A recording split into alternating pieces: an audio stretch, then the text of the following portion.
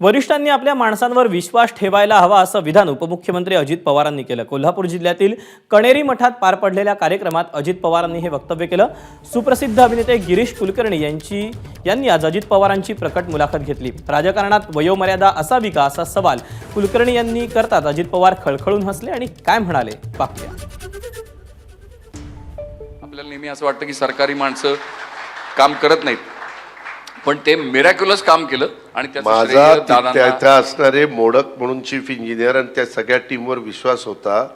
आपण आपल्या लोकांच्यावर विश्वास ठेवायला शिकलं पाहिजे। आपली लोक चांगलं काम करू शकतात, तेवढी धमक आणि ताकद त्यांच्यात आहे। सारखं शंका घ्यायची जमल का नाही, ह्याला जमल का नाही। काळानुरूप आपल्याला काही गोष्टीच्या बदल हा करावाच लागेल। काही ज्या आपल्या वर्षानुवर्ष चालत आलेल्या ज्या परंपरा आहेत त्या टिकवल्या पाहिजेत, त्याचा मान सन्मान ठेवला पाहिजे, वडीलधाऱ्यांचा आदर केला पाहिजे, त्याही बद्दल दुमत असायचं काही कारण नाही।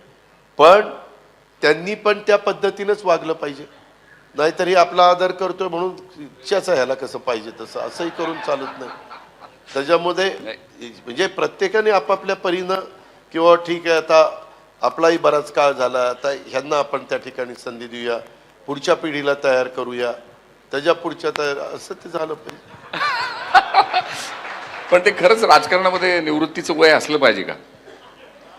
नाही नाही, निवृत्तीचं वय कारण बाकी सगळ्या क्षेत्रात आहे हो, म्हणजे इव्हन आम्हाला सुद्धा गिरीशजी आता आपली इतकी चांगली मुलाखत चाललेली का त्याच्यात मिठाचा खडा टाकायचा प्रयत्न? नाही तसं नव्हे, जनरल असं म्हटलं।